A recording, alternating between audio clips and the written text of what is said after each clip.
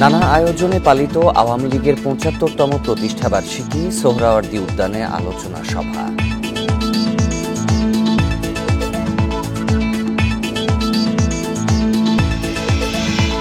বন্যা পরিস্থিতির উন্নতি, মৌলভীবাজার সুনামগঞ্জে পানিবন্দী ৭ লাখ মানুষ, পানি কমতে শুরু করায় ঘরে ফিরছেন বানভাসীরা।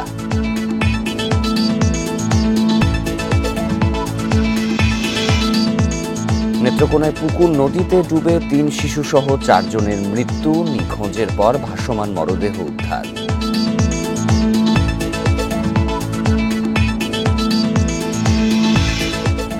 ভিসির সঙ্গে দ্বন্দ্বে ৫৩ দিন পর খুলেছে কুমিল্লা বিশ্ববিদ্যালয়, আন্দোলনে থাকার ঘোষণা শিক্ষক সমিতির।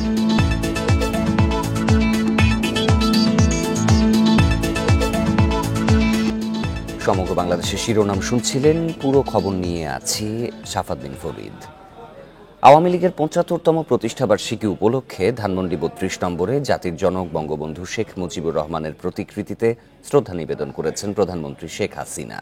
সকাল ৭টায় শ্রদ্ধা নিবেদন করেন তিনি। এ সময় সেখানে কিছুক্ষণ নীরবে দাঁড়িয়ে থাকেন প্রধানমন্ত্রী। পরে দলের জ্যেষ্ঠ নেতাদের সঙ্গে নিয়ে আওয়ামী লীগের সভাপতি হিসেবে আবারও জাতির জনকের প্রতিকৃতিতে শ্রদ্ধা জানান। এদিকে প্রতিষ্ঠাবার্ষিকী উপলক্ষে ঐতিহাসিক সোহরাওয়ার্দী উদ্যানে আয়োজন করা হয়েছে আলোচনা সভা ও সাংস্কৃতিক অনুষ্ঠান। এতে সভাপতিত্ব করবেন দলের সভাপতি ও প্রধানমন্ত্রী শেখ হাসিনা।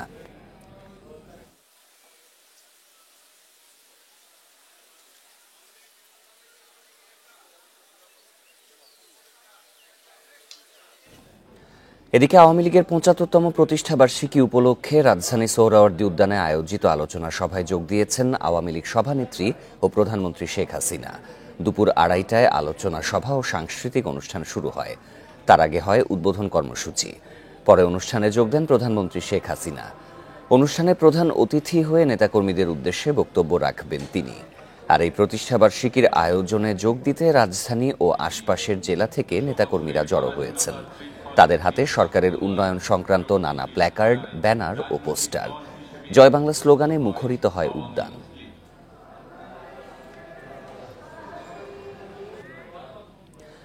নানা আয়োজনের মধ্য দিয়ে সারা দেশেও পালিত হচ্ছে বাংলাদেশ আওয়ামী লীগের ৭৫তম প্রতিষ্ঠাবার্ষিকী। দিবসটি উপলক্ষে সকালে খুলনার দলীয় কার্যালয়ে বঙ্গবন্ধুর প্রতিকৃতিতে পুষ্পমাল্য অর্পণ শেষে একটি শোভাযাত্রা বের হয়ে শহরের বিভিন্ন সড়ক প্রদক্ষিণ করে। পরে দলীয় কার্যালয়ে আলোচনা সভা অনুষ্ঠিত হয়। এদিকে বরিশালে প্রতিষ্ঠাবার্ষিকী উপলক্ষে শহীদ মিনার চত্বরে সমাবেশের আয়োজন করা হয়। পরে একটি র্যালি বের হয়ে শহরের প্রধান প্রধান সড়ক প্রদক্ষিণ করে।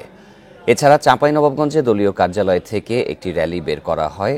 শহরের প্রধান প্রধান সড়ক প্রদক্ষিণ শেষে বঙ্গবন্ধুর প্রতিকৃতিতে পুষ্পমাল্য অর্পণ করা হয়।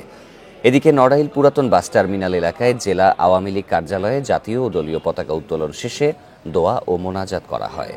এছাড়া শেরপুর, নেত্রকোনা, নাটোর, হিলি, কুয়াকাটায় নানা আয়োজনে দিবসটি পালিত হচ্ছে।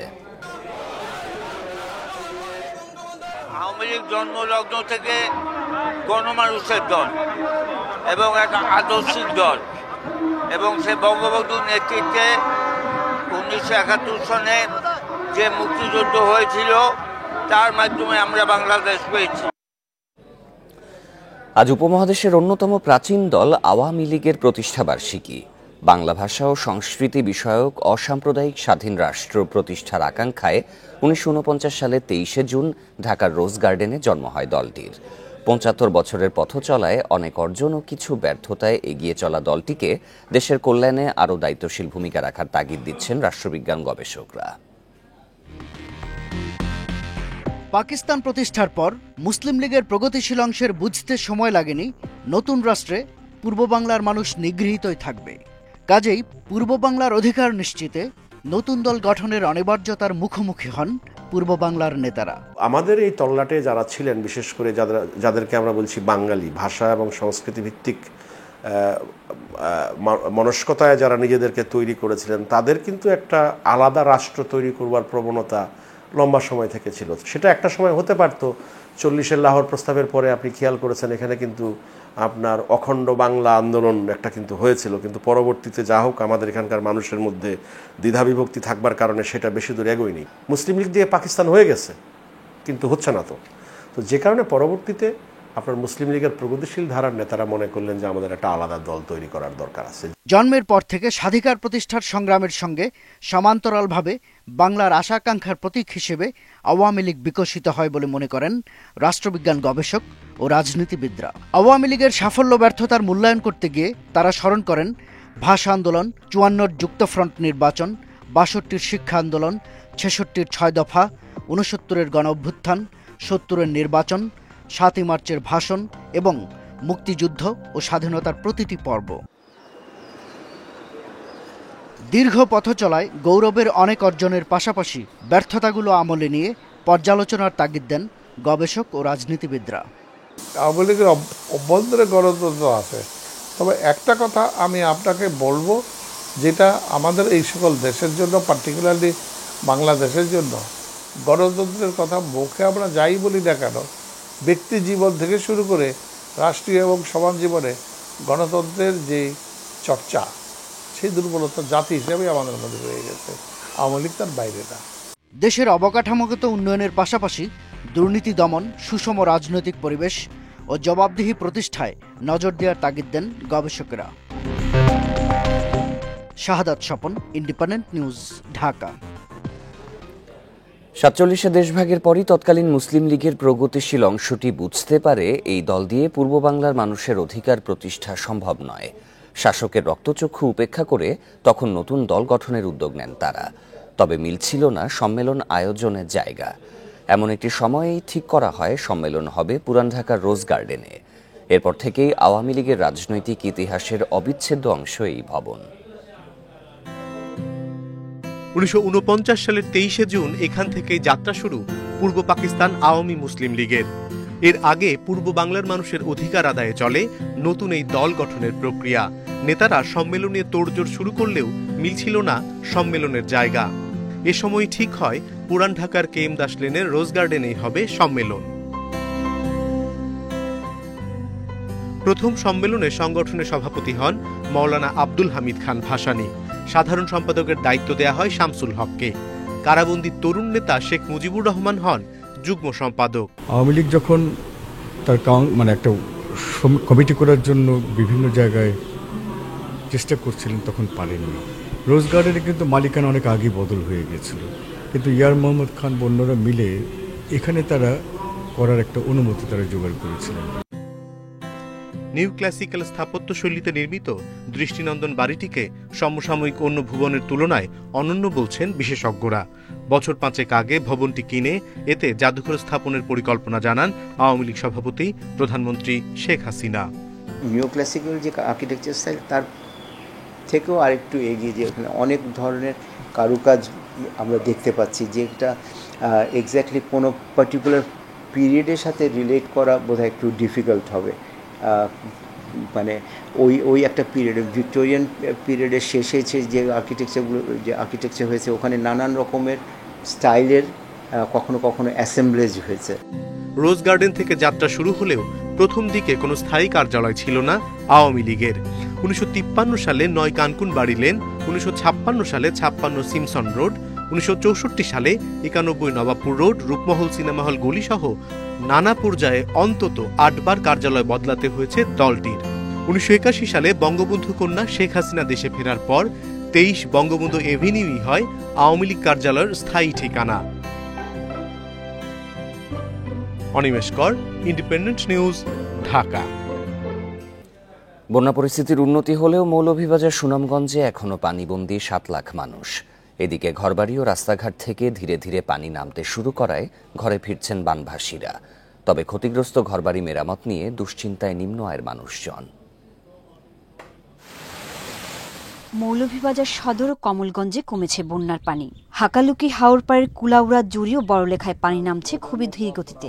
রাজনগর উপজেলার কুশিয়ারা পাড়ের গ্রামগুলোর অবস্থাও একই। বন্যা কবলিত এলাকার অন্তত ১১,০০০ মানুষ এখনো আশ্রয় কেন্দ্রে। পানিবন্দী অবস্থায় ৩.৫ লাখ মানুষ। কোনো কোনো ঘর পেট পানি, গোলা পানি, গরু বাজির কোনটা ফালা যান না। সমস্ত রাস্তাঘাট ডুবাই যাইছে, আসা যাওয়া বড় কষ্ট। সুনামগঞ্জ শহরের ১০টি আবাসিক এলাকার অনেক বসতবাড়ি এখনো পানিতে তলিয়ে। তবে যেসব বসতবাড়ি থেকে পানি নেমেছে সেখানে ফিরছেন বন্যার্তরা। এদিকে ক্ষতিগ্রস্ত ঘরবাড়ি মেরামত নিয়ে চিন্তায় স্বল্প আয়ের লোকজন। কোনো তৌফিক নেই, কোনো ক্ষমতা নাই আমি ঘর ঠিক করবা। ওই দিয়ে বুঝেন আমার ঘরের অর্ধেক কাকের হানিক গেছি কি। এখন বাচ্চা কাচ্চা পানির মাঝে হাতটা ভিতরে কলজা উঠছি। বন্যার ক্ষয়ক্ষতি নিরূপণ করে দুর্গতদের পুনর্বাসনের আওতায় আনার কথা জানিয়েছেন জেলা প্রশাসক। যেসব ঘরবাড়ি, অবকাঠামো, ব্রিজ, কালভার্ট, সেতু এগুলো ক্ষয়ক্ষতি হয়েছে সেগুলো নিরূপণের জন্য উপজেলা নির্বাহী অফিসারগণ সহ সংশ্লিষ্ট দপ্তর কাজ করে যাচ্ছেন। ক্ষয়ক্ষতি নিরূপণের পর আমরা প্রতিবেদন ঊর্ধ্বতন কর্তৃপক্ষের নিকট প্রেরণ করব। প্রয়োজনীয় বরাদ্দ প্রাপ্তির সাপেক্ষে প্রকৃত ক্ষতিগ্রস্তদের মধ্যে এগুলো বিতরণ করা হবে। নেত্রকোনাতেও নদ নদীর পানি কমছে ধীর গতিতে। দুর্ভোগে পানিবন্দী অন্তত 10,000 মানুষ। কিছু কিছু লোকের তো আপনার হয়তো গোলা ধানও পানিতে কিছু তলিয়ে গেছে, সোলা টোলাও তো নষ্ট হয়েছে। কুড়িগ্রামে ব্রহ্মপুত্র ধরলা তিস্তার পানি কমলেও বেড়েছে নদী ভাঙন। এতে গৃহহীন সদর উপজেলার রাজারহাট, উলিপুর, নাগেশ্বরী ও রৌমারীর কয়েকশো পরিবার। ভাঙনের মুখে স্কুল, বাজার, বাদসহ ফসলি জমি। সোহেলি জাহান, ইন্ডিপেন্ডেন্ট নিউজ। টানা এক সপ্তাহ তলিয়ে আছে সিলেটের প্রায় 80% এলাকা। উজানের ঢলে সৃষ্ট বন্যার পানি অতীতে দ্রুত নামলেও এবার দেরি হচ্ছে। এতে চরম দুর্ভোগ পোহাচ্ছে 10 লক্ষাধিক মানুষ। বিশেষজ্ঞরা বলছেন, একদিকে জলবায়ু পরিবর্তনের প্রভাবে বৃষ্টি বেড়েছে, অন্যদিকে নদীর নাব্যতা কমে যাওয়ায় বন্যার ব্যাপ্তি বেড়েছে। চিনাকান্দি গ্রামের আকবর আলী 80 বছরের জীবনে ছোট বড় অনেক বন্যা দেখেছেন। উজানের ঢল দ্রুতই নেমে যেতে দেখেছেন তিনি, কিন্তু এবার যেন কমছেই না। খুব বেশি পানি হয়,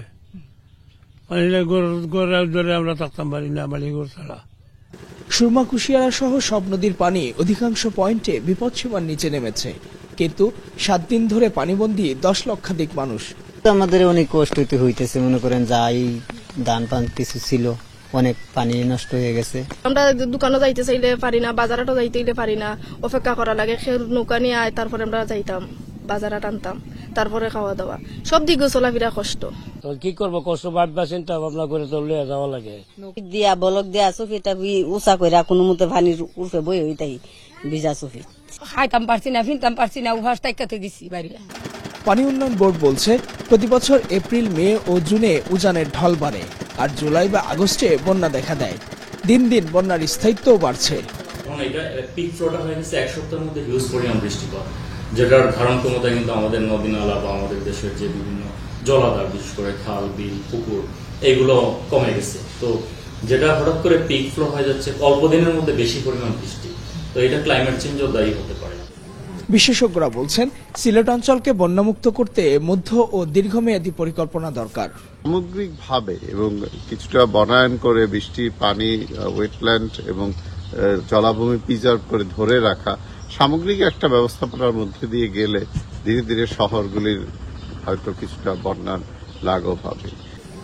হাওরের 7 জেলার সাথে উজানের নদীগুলোর সংযোগ দ্রুত বাড়ানোর তাগিদ দিয়েছেন বিশেষজ্ঞরা।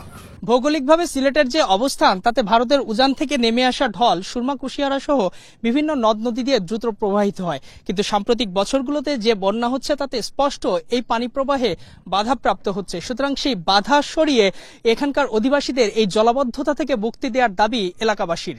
Ijazur Rahman, independent news, Sylhet. বন্যা পরিস্থিতির আরো খবর জানাতে এবার মৌলভীবাজার ও সুনামগঞ্জ থেকে যোগ দেবেন সহকর্মীরা। শুরুতেই যাব মৌলভীবাজারে, সেখানে রয়েছেন সহকর্মী ইজাজুর রহমান। ইজাজ, আপনি যে এলাকায় রয়েছেন সেখানে পানিবন্দী মানুষের সংখ্যা কি পরিমাণে? স্থানীয় প্রশাসন বা কর্তৃপক্ষ কোনো সাহায্যের হাত বাড়িয়েছে কি? আমি রয়েছি এই মুহূর্তে মৌলভীবাজারের জুড়ি উপজেলায়, এবং জুড়ি উপজেলার যে কয়েকটি ইউনিয়ন রয়েছে, বিশেষ করে যে 6টি ইউনিয়ন রয়েছে, 6টি ইউনিয়নের 50,000 মানুষ পানিবন্দী। এবং আমি যে গ্রামটিতে রয়েছি এই উপজেলার, এটা হচ্ছে বেলাগাঁও গ্রাম। শুধু এই বেলাগাঁও গ্রামেই রয়েছে কমপক্ষে 10,000 মানুষ, এবং এই যে 10,000 মানুষের যে দুর্ভোগের চিত্র, সেটি অবর্ণনীয়। না দেখলে আসলে বোঝা, মানে বাস্তব চোখে না দেখলে আসলে বোঝা খুব মুশকিল। এই যে বাড়িগুলো দেখছেন পানির নিচে ডুবে আছে, ঈদের দিন সকাল থেকে এখানে পানি প্রবেশ করে এবং মুহূর্তের মধ্যেই বলা যায় যে 3 থেকে 4 ঘন্টার মধ্যে পানি একদম ঘরের যে চকি ছাপিয়ে চলে যায় এবং মানুষের কোমর সমান উচ্চতায়, অর্থাৎ এর থেকে বেশিও, প্রায় বলা যায় বুক সমান উচ্চতায় এই পানির মধ্যে তলিয়ে যায় পুরো এলাকায়, যার ফলে এই 10,000 মানুষ একেবারে মুহূর্তের মধ্যেই বলা যায় যে প্রচন্ড দুর্ভোগের মধ্যে পড়েন, যার কারণে যারা বাড়িঘরে থাকতে পারেননি শেষ মুহূর্ত পর্যন্ত, এবং তারা হচ্ছে স্থানীয় যে বেলাগাঁও উচ্চ বিদ্যালয় রয়েছে সেখানে অস্থায়ীভাবে তৈরি আশ্রয় কেন্দ্রে তারা অবস্থান নিয়েছেন এবং সেখানে পরিস্থিতি এতটা খারাপ যে এই আশ্রয় কেন্দ্রগুলোর যে আশ্রয় কেন্দ্রে আসলে জায়গা দেওয়ার মতো কোনো অবস্থাই নাই এবং অনেকেই যারা এখানে এসে আশ্রয় নিতে চেয়েছেন শেষ মুহূর্তে এখানে জায়গা না পেয়ে বাড়িতে থাকার সিদ্ধান্ত নিয়েছেন এবং কষ্টে দিনাতিপাত করছেন। এবং যে বিষয়টি এই যে এতদিন হয়ে যাচ্ছে বন্যায় আক্রান্ত, অর্থাৎ প্রায় টানা এক সপ্তাহ তারা এই কষ্ট করছেন এবং পানি যেহেতু এখন ধীর গতিতে নামছে, আপনাকে বলে রাখি যে এটি পাশেই যে জুরি নদী রয়েছে, জুরি নদীর যে পানি সেটি হাকালুকি হাওরে প্রবেশ করে এবং হাওরে আরেকটি নদী, অর্থাৎ সিলেটের যে বড় একটি নদী কুশিয়ারার নদী, এখানে কুশিয়ারার পানি এই হাওরে প্রবেশ করে এবং সেই হাওর সংলগ্ন যতগুলো এলাকা আছে প্রত্যেকটির অবস্থা এরকম, আরো প্রচন্ড খারাপ। এখানে তো তাও প্রধান সড়কের কাছাকাছি হচ্ছে এই এলাকার বাসিন্দারা রয়েছেন, কিন্তু হাওর এলাকায় যারা প্রত্যন্ত এলাকায় রয়েছেন তাদের অবস্থা খুবই খারাপ এবং সেখানে আমি দুপুরেও ছিলাম বা সকালের দিকেও লক্ষ্য করেছি সেখানে প্রত্যন্ত এলাকায় ত্রাণ পর্যন্ত পৌঁছাচ্ছে না। এখানে যারা আছেন অর্থাৎ এই গ্রামের পাশে যে বেলাগাঁও উচ্চ বিদ্যালয়ে যারা অবস্থান নিয়েছেন সেখানে শুকনা খাবার বিতরণ করা হচ্ছে, কয়েকটি বেসরকারি সংগঠন দিয়েছে। এখন পর্যন্ত এই আশ্রয় কেন্দ্রে সরকারি কোনো চাল বরাদ্দ দেওয়া হয় নাই এবং যেটি বলা হচ্ছিল যে প্রশাসন প্রত্যেকটা পরিবারকে 10 কেজি করে চাল দেবে, সেই চাল কিন্তু তাদেরকে এখন পর্যন্ত বরাদ্দ দেওয়া হয়নি। অবর্ণনীয় দুঃখ কষ্টের মধ্যে দিয়ে মানুষ একবেলা খেয়ে না খেয়ে তারা পার করছেন, শিশু বাচ্চারা রয়েছে, অন্যান্য যারা রয়েছে, এই কষ্টের আসলে সীমা পরিসীমা নেই। সুতরাং এই যে গত 2022 সাল থেকে যেভাবে বন্যা এই পুরো সিলেট অঞ্চলকে আক্রান্ত করছে, এর কারণ কি এবং বন্যার পানি দ্রুত কেন নামছে না সেটি বিশ্লেষণ করে কোথায় বাধাগুলো রয়েছে সেই বাধাগুলো দূর করে যত দ্রুত নদী খনন করা হয়, ড্রেজিং করা হয় এবং বনায়ন করা হয়, অন্যান্য যতগুলো স্টেপ আছে, অর্থাৎ একটা মাস্টার প্ল্যানের ভিত্তিতে পুরো এলাকায় বিবেচনায় নিয়ে এখানে উন্নয়ন ঘটাতে হবে, না হলে সামনের বছরগুলোতে হয়তো আবারও এরকম বা এর চেয়ে বেশি বন্যায় আক্রান্ত হওয়ার বিষয়ে সদয় দৃষ্টি দেবে। আমাদের সাথেই থাকবে নিজাজ। আমরা একটু সুনামগঞ্জের পরিস্থিতি জানতে যুক্ত হচ্ছেন সহকর্মী জাকির হোসেন।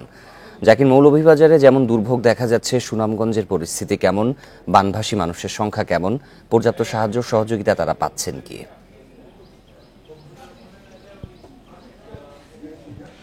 দেখুন, সুনামগঞ্জে গত 6 দিন যাবৎ কিন্তু মানুষ পানিবন্দী অবস্থায় ছিল। গতকালকে থেকে রৌদ্রের দেখা মিলেছে, যার ফলে এখন পানি কিন্তু নামতে শুরু করেছে।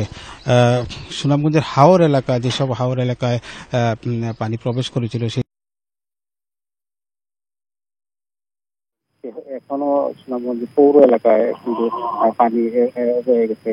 পৌর এলাকায় আপনি নিশ্চয়ই দেখতে পাচ্ছেন এই মুহূর্তে আমরা অবস্থান করছি পৌর শহরের কালীপুর আবাসিক এলাকায়। তো এখানে কিন্তু এখনো প্রায় এই এলাকার অন্তত 100 বসতি জুড়ে কিন্তু পানি রয়ে গেছে।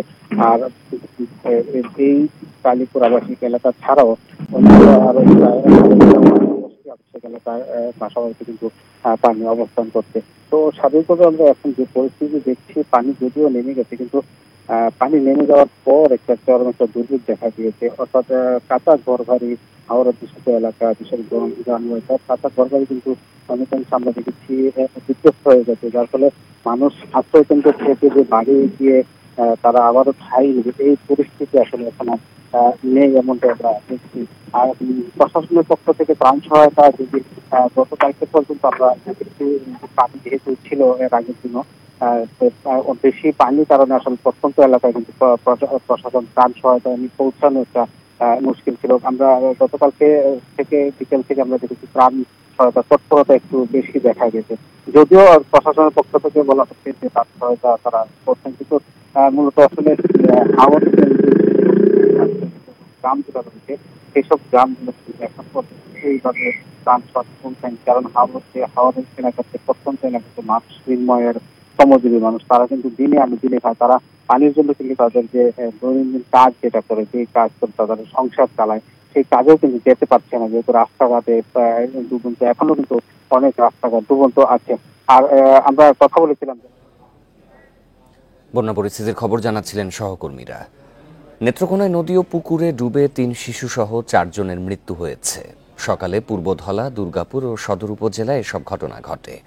মারা যাওয়া শিশুরা পূর্বধলা উপজেলার 5 মার কেন্দা গ্রামের মোহাম্মদ আলীর 8 বছরের ছেলে নোমান মিয়া, সদরের সাতপাই এলাকার আল মামুনের 7 বছরের ছেলে তাসকিন মিয়া ও ময়মনসিংহের গৌরীপুর উপজেলার কুল্লাতলি গ্রামের জহিরুল ইসলামের 5 বছর বয়সী ছেলে জাহাঙ্গীর। এছাড়া আরেকজন হলেন পূর্বধলার 20 কাকুনি গ্রামের গৃহবধূ সালমা আক্তার। পুলিশ জানায়, শিশু তাসকিন নানা বাড়ি বেড়াতে গিয়ে শনিবার বিকেলে তার খালাতো ভাই নোমান সহ নিখোঁজ হয়। সকালে বাড়ির পাশে দেইরা গাঙে তাদের মরদেহ ভেসে ওঠে। এদিকে দুর্গাপুরের সোমেশ্বরী নদীতে নেমে তলিয়ে যায় শিশু জাহাঙ্গীর। এছাড়া বাবার বাড়িতে বেড়াতে গিয়ে পুকুরে ডুবে মারা যান গৃহবধূ সালমা আক্তার।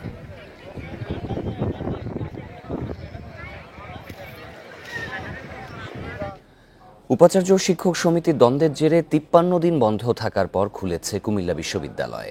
দীর্ঘদিন পর ক্লাস শুরু হওয়ায় খুশি শিক্ষার্থীরা। তবে দাবি আদায়ে কর্মবিরতি সহ আন্দোলন চালিয়ে যাওয়ার ঘোষণা দিয়েছে শিক্ষক সমিতি।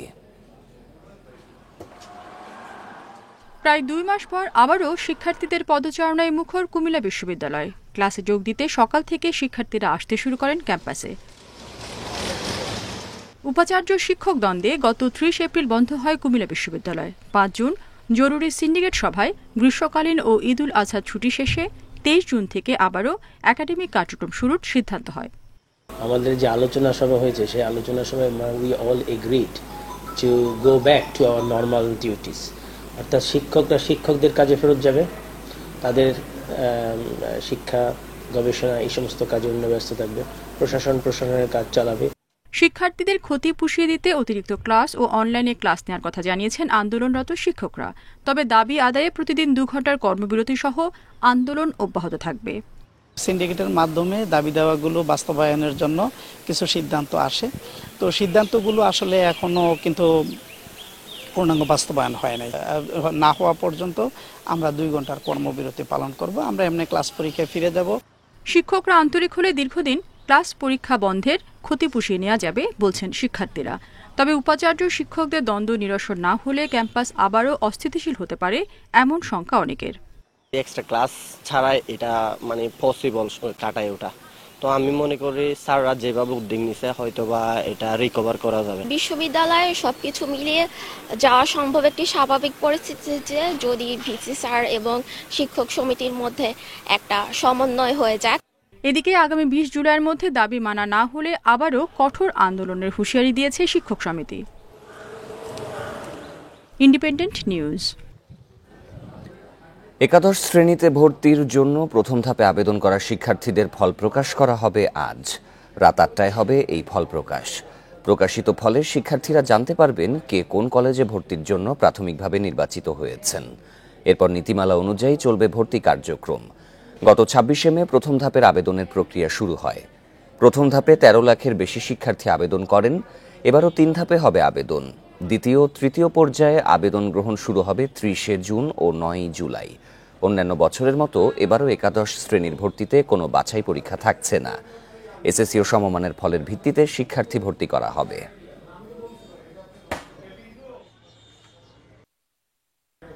বান্দরবানের রুমায় যৌথ বাহিনীর অভিযানে কেএনএফের আরও 1 সদস্য গ্রেপ্তার করা হয়েছে। এ নিয়ে বান্দরবানে যৌথ বাহিনীর অভিযানে কেএনএফের 109 সদস্য গ্রেপ্তার হল। গত 2রা এপ্রিল রুমায় সোনালী ব্যাংক ডাকাতি ও আইনশৃঙ্খলা বাহিনীর অস্ত্র লুটের মামলায় 5 এপ্রিল থেকে অভিযান শুরু করে যৌথ বাহিনী। এর ধারাবাহিকতায় শনিবার বিকেলে কেএনএফের 1 সদস্যকে গ্রেপ্তার করা হয়। আজ সকালে আগের গ্রেপ্তার 2 জন সহ 3 জনকে Bandarban senior judicial magistrate SM. ইমরানের আদালতে তোলা হলে আদালত তাদের জেল হাজতে পাঠানোর নির্দেশ দেন।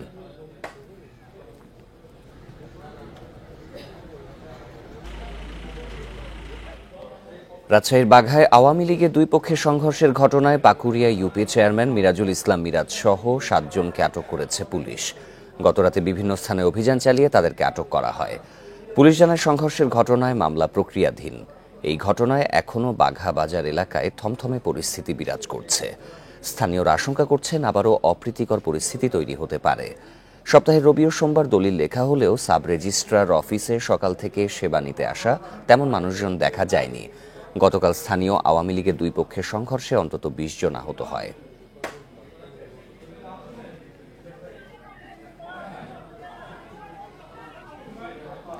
বরগুনা রামতলীতে সেতু ভেঙে মাইক্রোবাস খালে পড়ে নিহত ৯ জনের মধ্যে ৭ জনই মাদারীপুরের শিবচরের বাসিন্দা। গতরাতে মরদেহ পৌঁছানোর পর আজ সকালে একই পরিবারের ৭ সদস্যের দাফন সম্পন্ন হয়েছে। তাদের মৃত্যুতে পরিবারের পাশাপাশি শোকের ছায়া নেমে এসেছে পুরো এলাকায়। নিহতদের জানাজায় অংশ নেন শত শত গ্রামবাসী। শনিবার দুপুরে বরগুনা রামতলীতে একটি বৌভাত অনুষ্ঠানে যোগ দিতে যাওয়ার পথে সেতু ভেঙে খালে পড়ে যায় মাইক্রোবাসটি। এতে ১৯ যাত্রীর মধ্যে নিহত হন ৯ জন। বাকিদের উদ্ধার করে নেওয়া হয় হাসপাতালে। এদিকে ঘটনা তদন্তে ৬ সদস্যের কমিটি গঠন করেছে জেলা প্রশাসন। আগামী ৭ কার্যদিবসের মধ্যে তদন্ত কমিটিকে প্রতিবেদন জমা দিতে বলা হয়েছে।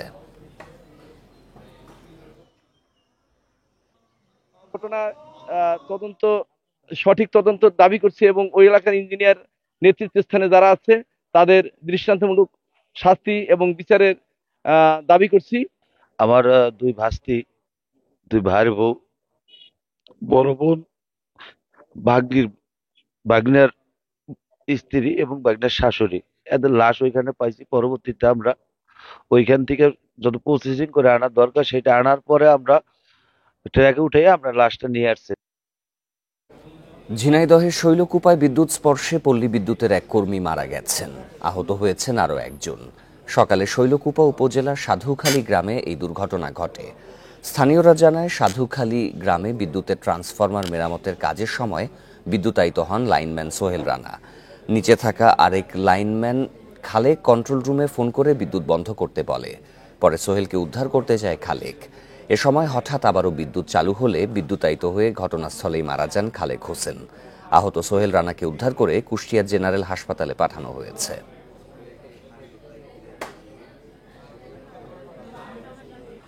ঝিনাইদহ ৪ আসনের এমপি আনোয়ারুল আজিম হত্যা মামলার অন্যতম অভিযুক্ত সিয়াম হোসেনকে ১৩ দিনের বিভাগীয় হেফাজতের নির্দেশ দিয়েছে বারাসাত জেলা ও দায়রা আদালত। ১৪ দিনের সিআইডি রিমান্ড শেষে শনিবার সিয়ামকে আদালতে তোলা হলে এই নির্দেশ দেয়া হয়। তদন্তের স্বার্থে প্রয়োজনে কারাগারে তাকে জিজ্ঞাসাবাদ করতে পারবে সিআইডি। আগামী ৫ই জুলাই ফের আদালতে তোলা হবে সিয়ামকে। সেদিন আরেক অভিযুক্ত কসাই জিহাদকেও একই আদালতে তোলা হবে।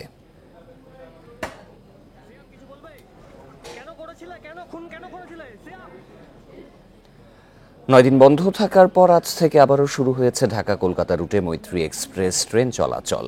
ঈদের কারণে ১৪ থেকে ২২ জুন পর্যন্ত বন্ধ রাখা হয় এই ট্রেন। মৈত্রী ছাড়াও খুলনা কলকাতা রুটের বন্ধন ও ঢাকা নিউ জলপাইগুড়ি রুটের মিতালি এক্সপ্রেস ট্রেন দুটি বন্ধ রেখেছিল কর্তৃপক্ষ। রেলওয়ে জানায়, ঈদ উপলক্ষে অভ্যন্তরীণ যাত্রীদের সর্বোচ্চ সেবা দিতে ৩টি আন্তঃদেশীয় ট্রেন পুরোপুরি বন্ধ রাখা হয়। এর মধ্যে বন্ধন এক্সপ্রেস ট্রেনটি বন্ধ রাখা হয় গত ১২ থেকে ২০ জুন, মোট ৯ দিন। আর মিতালি এক্সপ্রেস ১৬ থেকে ২০ জুন, মোট ৫ দিন বন্ধ থাকে। পরে শুক্রবার থেকে চলাচল শুরু হয় এই ট্রেন দুটির।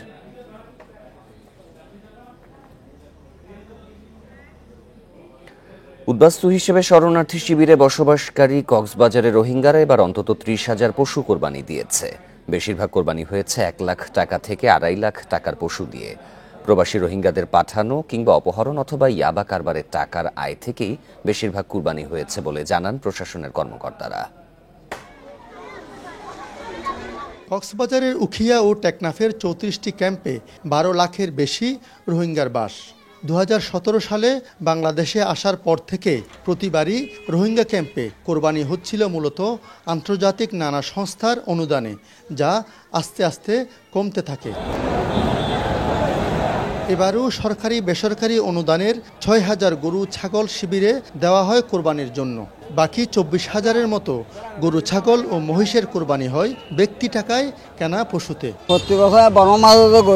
আমার এক ছেলে বিদেশে আছে, সে কিছু টাকা দিয়েছে, যা দিয়ে কুরবানি করছি। গত বছরও কুরবানি দিয়েছি। মিয়ানমারে প্রতি বছর একটি করে দিতাম, কিন্তু এখানে ভাগে কুরবানি দেই। গরু কিনেছি ১,১২,০০০ টাকা দিয়ে। সরকারি হিসেব বলছে, দান অনুদানের কোরবানির পশুর সংখ্যা প্রতি বছরই কমছে।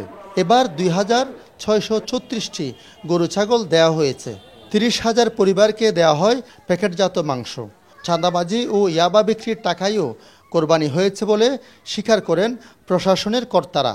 আবার চাকরি বাকরি করে এরকম আছে, আবার ডিলার ক্যারিয়ার হিসাবেও কেউ কেউ আছে। আবার অনেকে আপনার আছে এরকম যে ধরেন আমি রোহিঙ্গা ক্যাম্পে থাকি, তা আমি কোরবানি দেব, আপনারা সাহায্য করেন।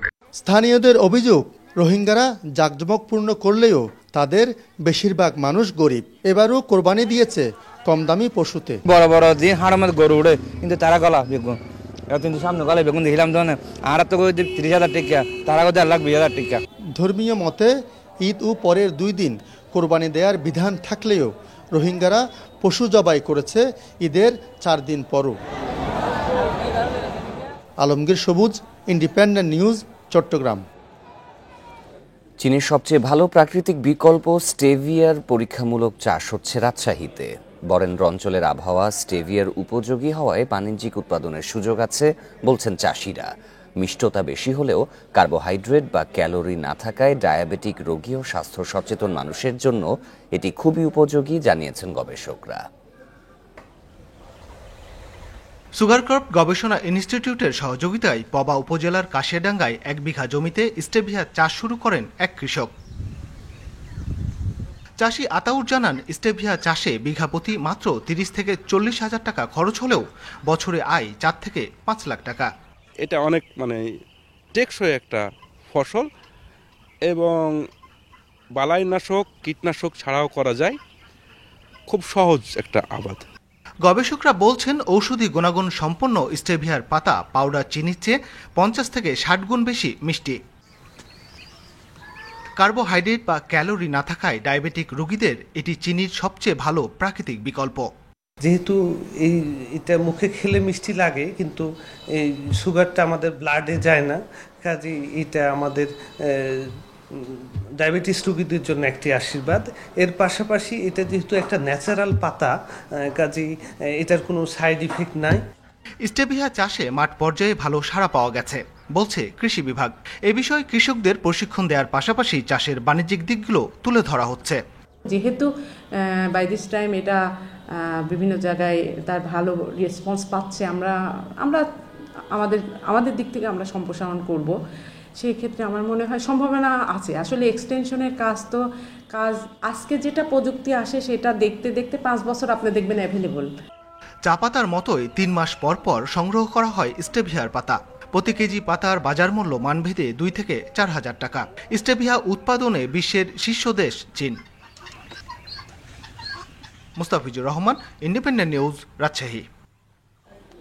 এই ছিল সমগ্র বাংলাদেশে সব খবরের বিস্তারিত জানতে চোখ রাখুন ফেসবুক, ইউটিউব এবং এক্সে। আমন্ত্রণ পরের আয়োজনে।